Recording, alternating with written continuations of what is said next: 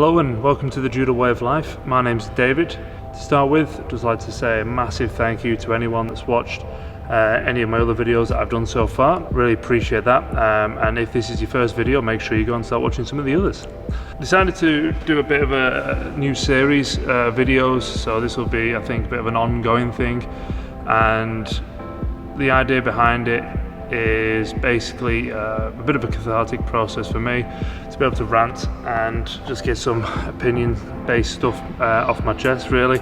It's quite a selfish sort of project, but you know, hopefully my ramblings, musings, rantings and ravings might inspire you, or you know, like you might think the same, or you know, you might disagree with me, which is awesome. And if you do, you know, please share your opinion in the comments below, because it'd be nice to open up an element of discussion and dialogue. So yeah, as we go along, let me know what you think. The first time I created the Judo Way of Life was about 10 years ago now, and it was just in blog form. And I wrote a couple of blogs on pressure training. So what I'll do is I'll upload them to the website and link them below, and you'll see how, well, my opinion on this hasn't really changed over the past 10 years. I think pressure training is an incredibly useful and vital tool, really, to anyone who has any kind of competition aspirations. And even if you don't, doing a bit of pressure training, I think, is very good for you. And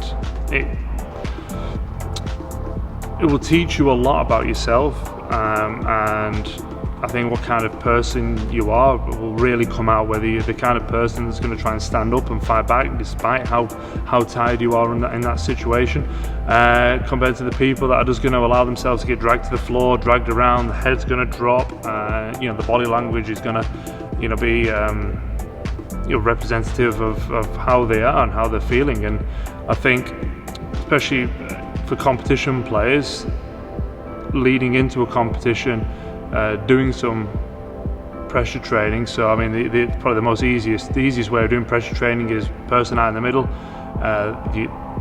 You have a group that are going to be going out, so maybe change every 30 seconds, change every minute, whatever it is, but you want the group to be relatively fresh, feeding in, and then the person in the middle who's being put under pressure is just going to be getting more and more fatigued.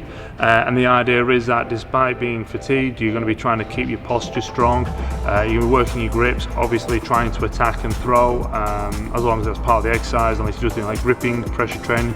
But yeah, if throwing is an element of the exercise, and you want to be looking to keep your head up, keep that posture. People are trying to pull your head down, you're not letting them do that. And especially when you're getting tired, you get thrown, you want to be jumping up, and just training that mindset, really. This is something that benefited me greatly as an athlete. We used to do a lot of pressure training, and it wasn't necessarily something that came naturally to me.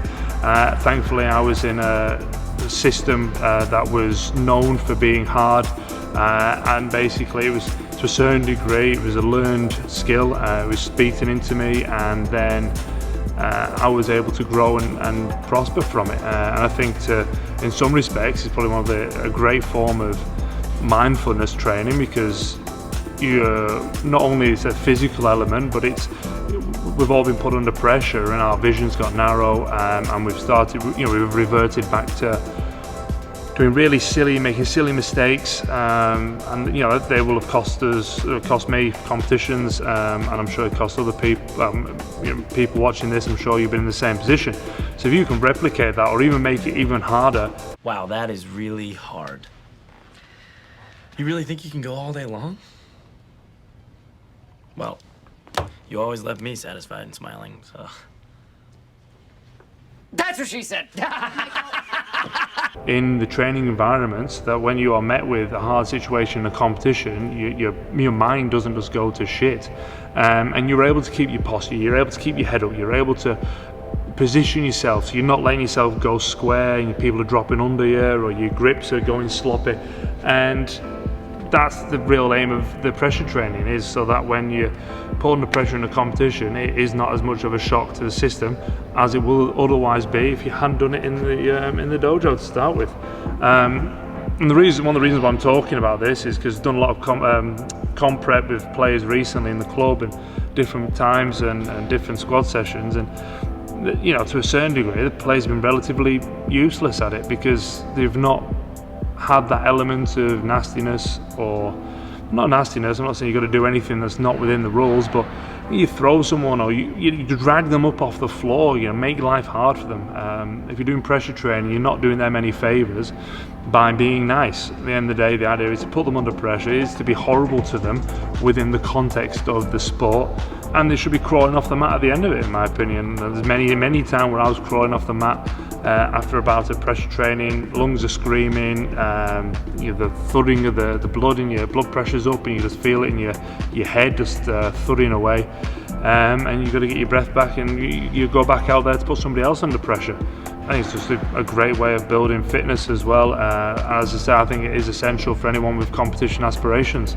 It's not meant to be fun, it's not meant to be enjoyable. I enjoy it now because I'm usually stood at the side telling other people what to do and shouting at them.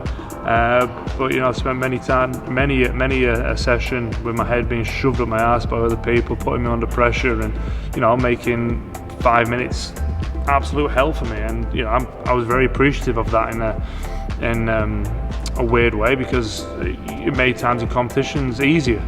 There's times when I was put under pressure, and I was able to think clearly and not be manhandled as much as maybe I otherwise would have been if I hadn't have done any pressure training. So, and if you're doing pressure training, or you ever do it in your club, or you don't and you think it might be a good idea and you go through it, just approach it from that position. Be aggressive, be assertive. If you're in the middle, you know, cop the beating, but try and maintain that strong posture. Be really positive despite how tired you are. Like, being tired isn't like the end of the world. Like, just get up and get back into the person. And if you're the one going out putting that person under pressure, like, really rag them around. You know, drag them off the floor. Don't let them breathe. Put them under as much stress as you possibly can for however long you're out there, so it's 30 seconds, a minute, and really go for it. So yeah, there you are. That's enough for me for today. As I say, I'll link the 3 blog posts. I'll just put them into maybe just one blog post, consolidate it, and if you're interested in what I thought 10 years ago about this, you can go there and have a read.